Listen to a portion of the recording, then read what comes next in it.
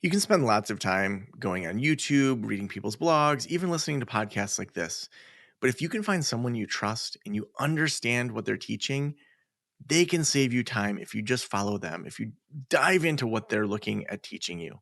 That's why we put together pillarsofpractice.com, a totally free e-course to help you, whether you're a solo practitioner or a group practitioner, to get the basic checklists and trainings that you need to rock out your private practice. So head on over to pillarsofpractice.com to get access to this free e-course. Again, that's pillarsofpractice.com.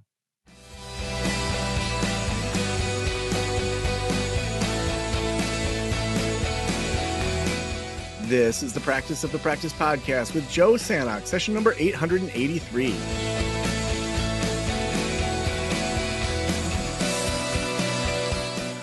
I'm Joe Sanok, your host, and welcome to the Practice of the Practice podcast. I hope you are doing amazing today. You know, it being the 22nd of June, this time of year always has some memories for me. On the summer solstice, when I was in 10th grade, going into 10th grade, I was in New Mexico hiking with the Boy Scouts, and we climbed this mountain called Mount Baldy.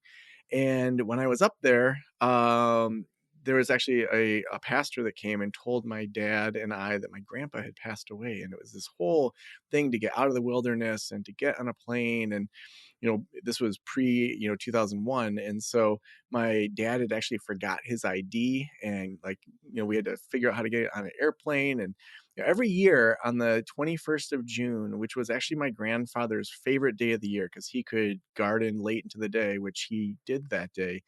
I always, for probably like 5 or 10 years, did something big and kind of noteworthy on that day as a high schooler and early college. And so, it's kind of the kickoff for summer, but it's also one of those things that, we all have those special memories of, whether it's grandparents or people that we've lost, that, looking at today's date makes me think about that.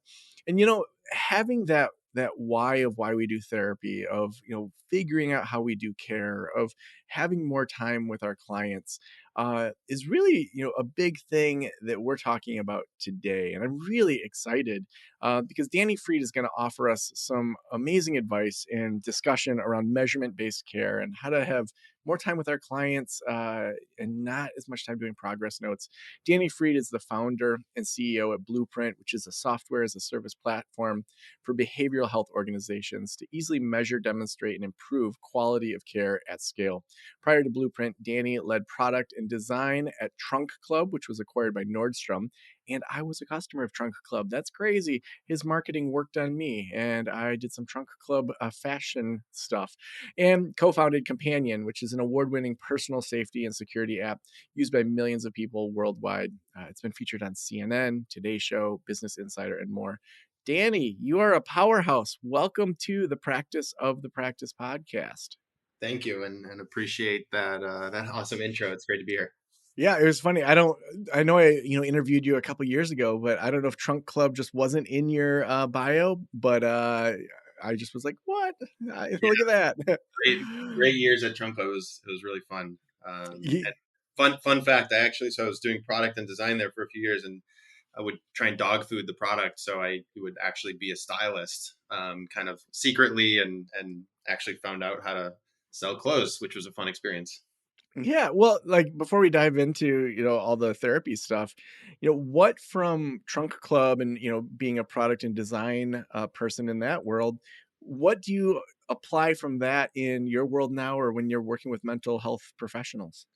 Yeah, well, I think there's a bunch of things. I mean, the whole reason I got into this space, it's personal. I can tell that story, but I think what's been interesting about my journey over the last 10 years, spending time, designing software experiences for millions and millions of people and building products and having started a company before this, the little details really matter. Design really, really matters no matter what you're doing, but it especially matters to have really thoughtful design when you're building a technology product for clinicians who are treating clients really ultimately, in a really vulnerable moment oftentimes, and you're dealing with clients between sessions where they may be at their most vulnerable. And so good design always matters, but it matters especially, I think, in mental health care.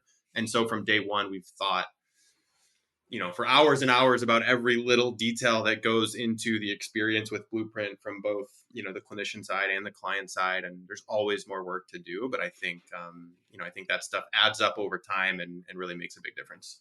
Yeah, I feel like design is one of those things that when it's done well, you don't notice it. It just kinda things flow, you're like, "Yeah, that's how it should be." Like, of course, like, why doesn't everything just flow like that? And once in a while, there'll be something that has such good design, you're like, "Dang, that's good design."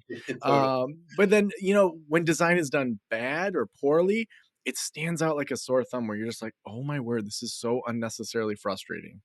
100%. I mean, we obsess over the details at Blueprint, and so we're often, even though I think if you talk to folks who use our product, they would put us in the first category most of the time. When we think about things internally, all we talk about are the things that are frustrating the heck out of us because we know there's these moments of friction and we can't stop fixating over them until we fix them. And I think it's that counterbalance of focus on the little details, focus on the things that are going wrong and not working and have too much friction, and that's the only way to kind of put it into the background and create these really amazing experiences. Yeah. It's actually really good to hear that you guys constantly have, like, things that you're working on or improving or shaping. Because sometimes I feel like, "Oh, man, I just wanna arrive," but there always are those things and getting feedback from people, and the market changes and expectations change, so it's good to hear that you guys have that going on as well. Well, I wanna dive into just measurement-based care. As before we started rolling, we were just talking about measurement-based care. How is measurement-based care typically done? And then maybe we can talk about new ways that it's emerging now. Yeah, it's interesting. So, measurement based care is this thing that's been around for a few decades within mental health care. Early on, it was really something that was only done in the research setting. It started to trickle into the kind of day to day clinical practice, which is exciting. But I think the definition of measurement based care is something along the lines of the routine administration of these clinical assessments and use of those assessments in a few different ways throughout the course of care. So not just at the start of care, not just at the end of care, but actually using these as a tool to inform decision making. At, before, during, after sessions.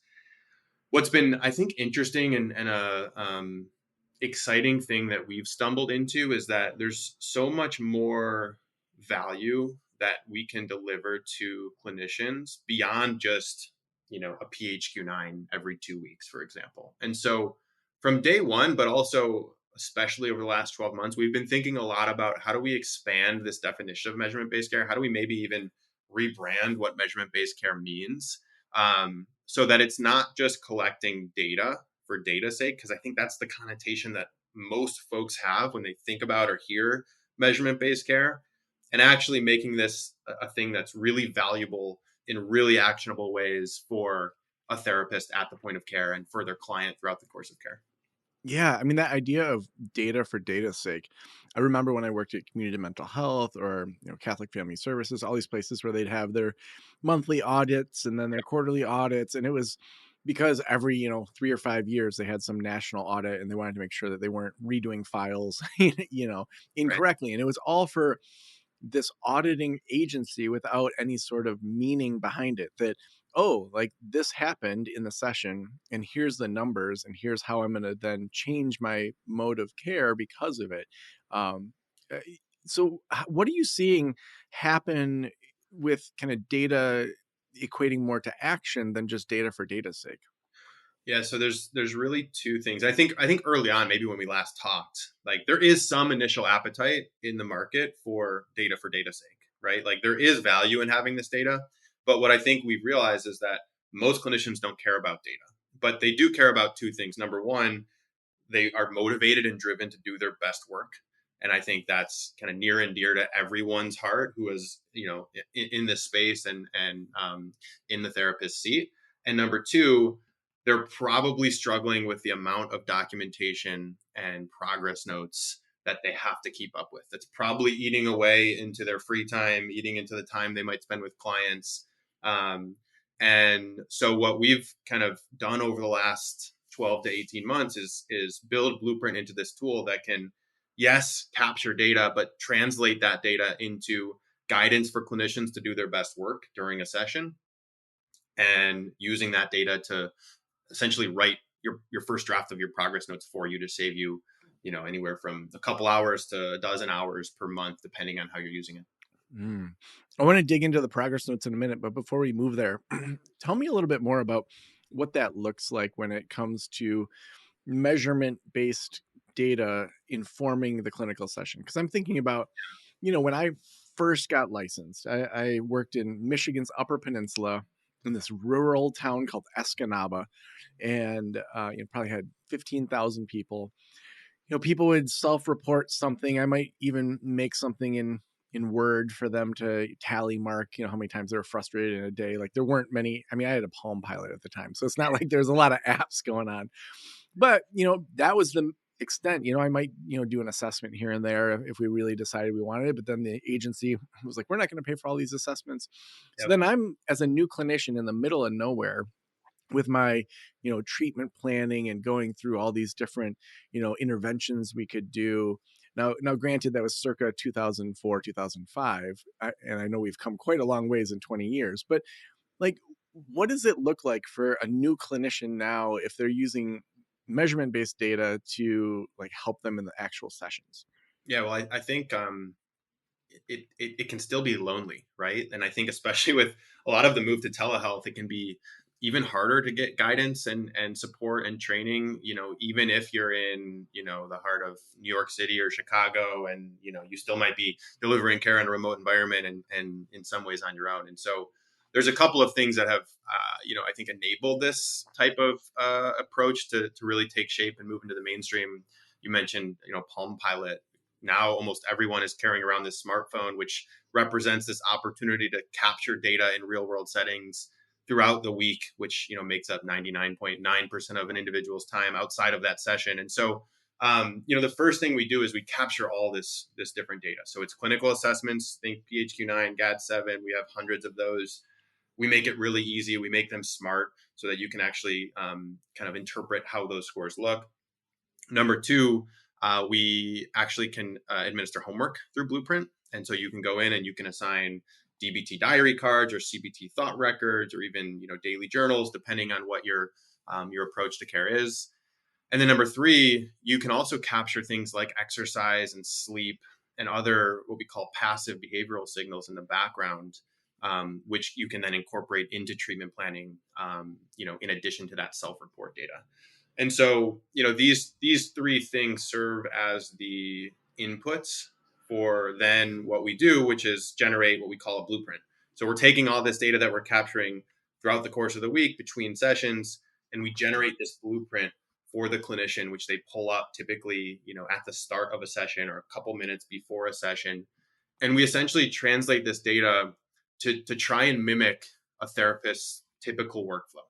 So it starts with presenting the data in really easy to understand ways around checking in and reviewing what was done last session, reviewing homework.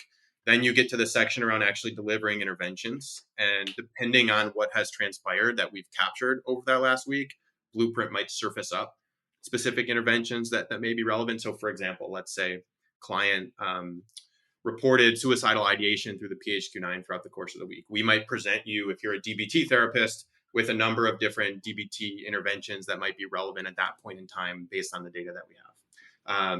And then at the end, you can assign homework, you can plan for next session, and then you can kind of complete that session, and we'll generate that progress note for you at the end of the session based on all of that data that we've captured between session from the client, as well as during session from you as you kind of use Blueprint to run that session.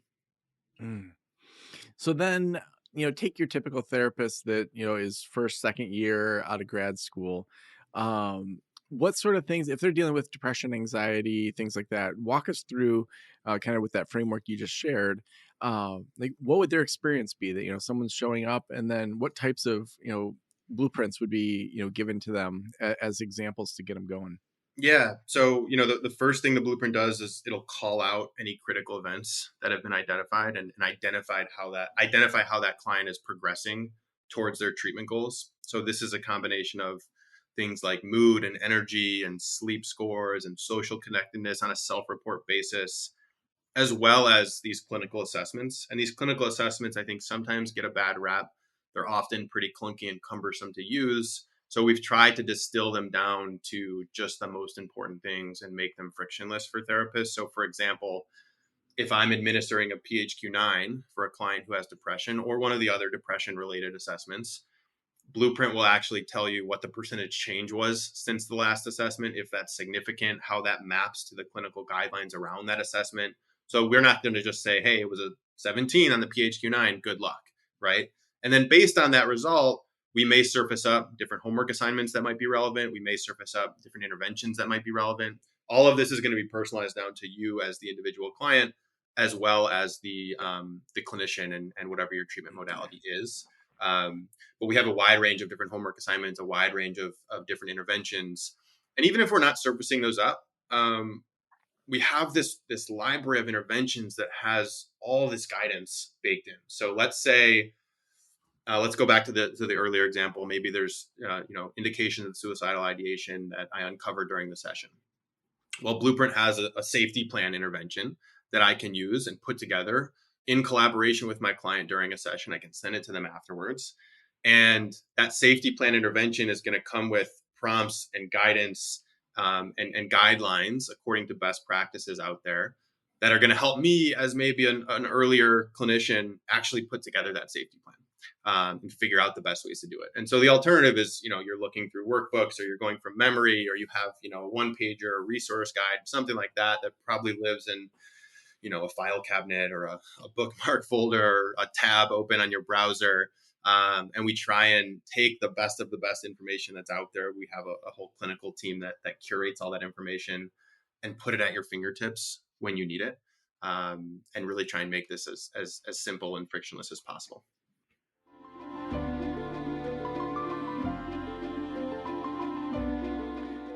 Going in network with insurance can be tough. I know when I took insurance, there were long wait times and it was so confusing. Filing all the right paperwork is time consuming and tedious, and even after you're done, it can take months to get credentialed and start seeing clients. That's why Alma makes it easy and financially rewarding to accept insurance. When you join their insurance program, you can get credentialed within 45 days and access enhanced reimbursement rates with major payers. They also handle all of the paperwork from eligibility checks to claims submissions and guarantee payment within 2 weeks of each appointment. Once you've joined Alma's insurance program, you can see clients in your state of licensure regardless of where you're working from. It's amazing to know that you can be fully online. Learn more about building a thriving practice with Alma at helloalma.com/Joe. That's hello, ALMA.com/Joe to get started. Yeah, I even think about, a lot of our group practice bosses that, have a handful of clinicians all the way up to, 40 or 50, and how often they're like, we don't really even know what's going on behind closed doors. We don't know, how that's working. And to think about knowing that, using, a system like Blueprint or, other systems to make sure that like we're reducing our liability as a practice, making sure we're offering good quality care, doing it on data. How are you seeing practice owners, whether they're solo practices, group practices, how are you seeing them utilize the tool? Yeah. Well, I think first and foremost, this is a tool that not only can improve, the clinical efficacy and quality of care, but can also grow revenue. And we do that through a number of different ways, but, just think about the time savings on progress notes and what that can lead to, not just more time to invest in yourself as a therapist or a group of therapists, but also potential to take on, another client or spend more time with clients. And so there's a number of ways to kind of produce revenue that way. But the other use cases for a practice owner that are really interesting are, and we're seeing examples of this across our entire base, using this as a tool to help with case management and supervision, that quality assurance, not from a report card standpoint, but from a using data to identify cohorts of clinicians or cohorts of their caseloads, which maybe are below our normal benchmark, and using that to then dig in and apply more training, apply more resources. And without data, you that might go uncovered, right? And so, blending those two use cases together can be really powerful. I think the other thing that we hear a lot from practice owners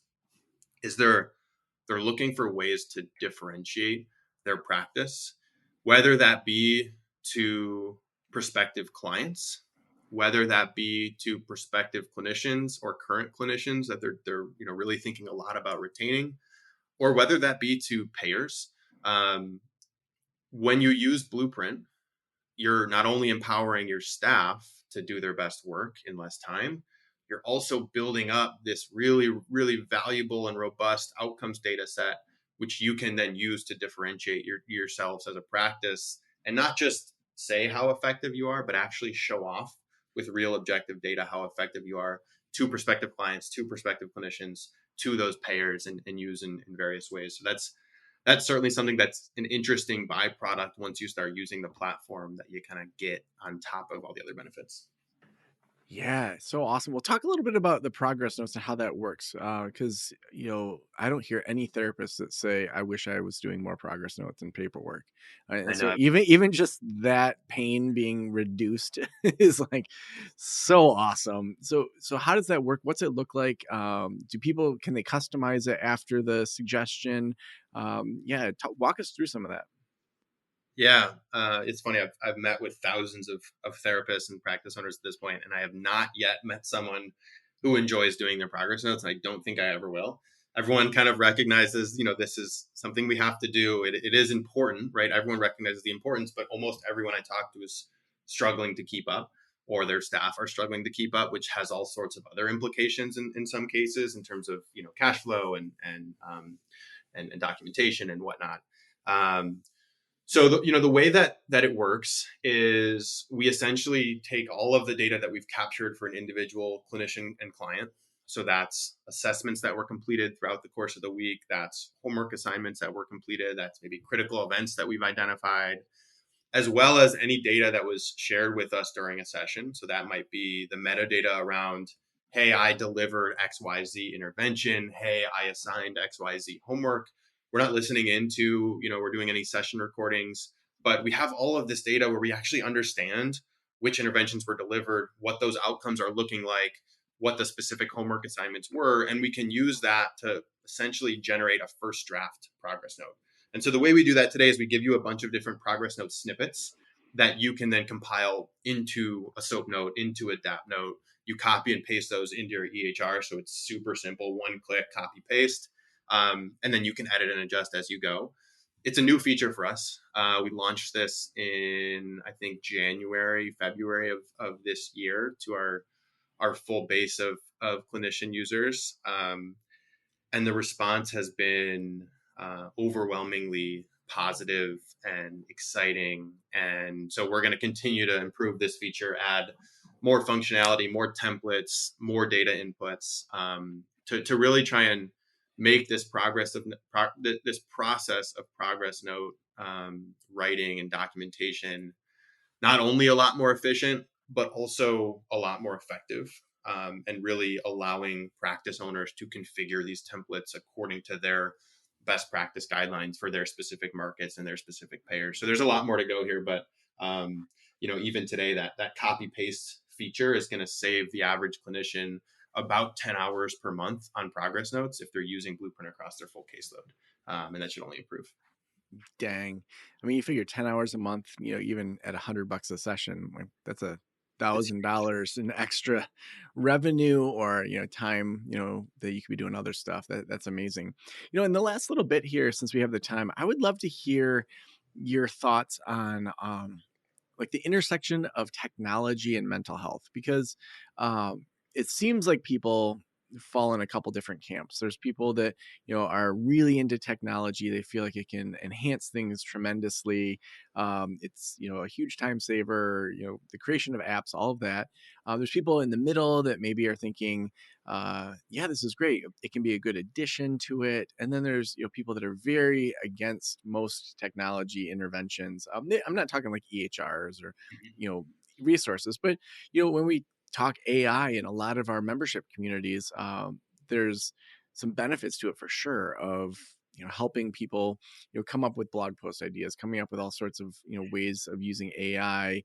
But then there's also a big worry that I'm seeing more and more in the mental health space of you know people saying, no one's ever going to replace a human. Nothing can ever replace that relationship.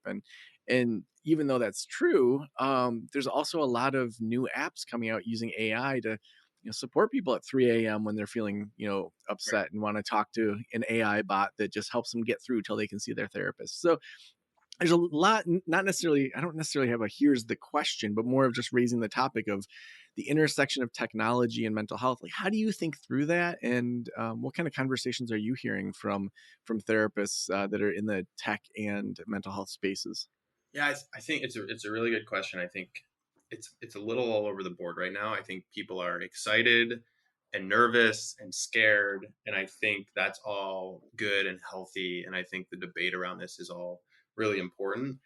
My personal opinion here is that, first of all, I think AI is here, and it's only going to grow and get better over time. But it's here.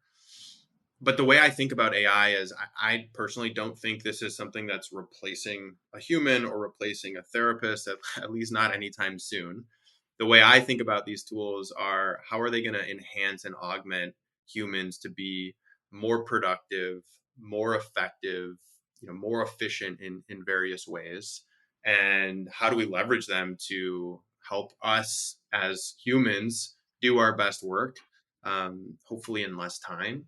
And what does that look like across any type of profession, right? So you mentioned the use cases of kind of like copywriting and marketing and whatnot. And I think um, the same will trickle into healthcare. I think it already is trickling into healthcare and into mental health care. I think the progress notes aspect is a really exciting early use case where there's still a bunch of questions around privacy and data that are really, really important to answer, but no one likes doing their progress notes. And I think most people would be willing to hire an AI tool or program or platform to help with those. And then you start to think about, okay, well, what's the next evolution of this? And I think what we're thinking a lot about at Blueprint is, how do we continue to generate these insights from all the different data sources that we've captured from an individual and use that to help therapists do their best work? How do we enable the intern or the 1 or 2 years out of school, out of their graduate program, to be as effective as possible? How do we turn them into super therapists by leveraging data and technology and AI? So that's where my head's at, and thinking about how we might do that. And there's so many different ideas and paths and lots of exciting dialogue happening right now. I think at the end of the day, there's two things that we've tried to be really focused on at Blueprint since we got started. Um, Number one, being really problem focused versus technology focused. So we always start with the problem. We always think about the problem. We don't really talk about the technology much, unless it's a means to an end. And the other one is really leaning on our customers and on our clinician users, and on their clients in some regard, to help us figure out where to take this thing. We don't claim to be, grandmasters or, geniuses in a back room devising these whole plans. We like to think we're pretty good listeners. We like to think we can ask the right questions to try and figure out, the different dots and piece them together. And so we really owe it to our clinician community, in terms of helping us to figure out what to build next and how to evolve this platform and how to incorporate different technologies like AI into the platform over the long term. So we'll Mm. continue to do that and just kind of listen to clinicians and let them kind of show us the light. Mm, so awesome.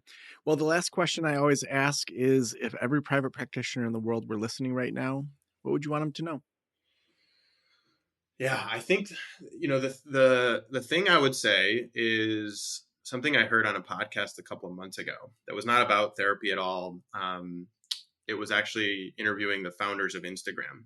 And this takeaway I had, I think, applies to anyone running their own business or managing their own caseload, which is, trust your measurements. So I think the job of a therapist, the job of a practice owner can be incredibly lonely. I think, the job of an entrepreneur can be incredibly lonely. You're often fighting with your emotions, trying to stay level. Sometimes you have really good days, sometimes you have really bad days. Same goes for a therapist, same goes for really anyone, right?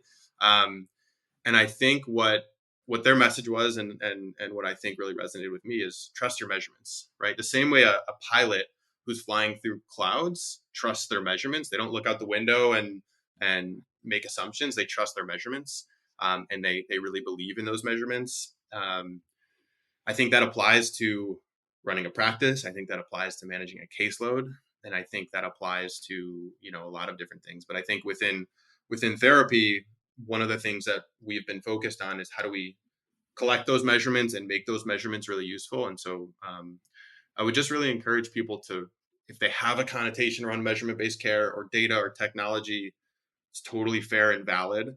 Step back and think about how you can make this technology work for you, versus the other way around. Because I think there's some exciting stuff going on, and it's going to be interesting over the next few years how all this stuff shakes out. Hmm. That's so awesome. Danny, if people want to connect with Blueprint, if they want to get started with it, where's the best place to send them? Yeah, so our website is blueprint-health.com or blueprint-health.com.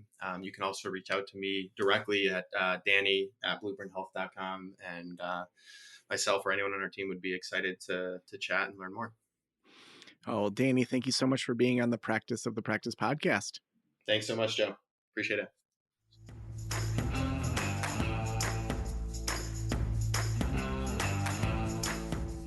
It's amazing how often I meet with consulting clients, people in our membership communities, even folks that are just listening to the podcast. And we talk numbers, and really basic numbers that we all should know, like how many calls are we getting per month? How many of those are converting into doing actual sessions? What percentage are private pay versus insurance? What's our lifetime value of a client? Those really basic financial numbers, oftentimes we don't know. And then, what we measure is oftentimes what we work on. And so even looking at the clinical side of how are we measuring the effectiveness of what we're doing? I mean, just think if you had two therapists and one could say, I know the average person comes 6.7 times and they, say that they met their goals and they feel better. And here's the measurements we have over the last 5 years or last 6 months or whatever. And the other said, the art of therapy is great.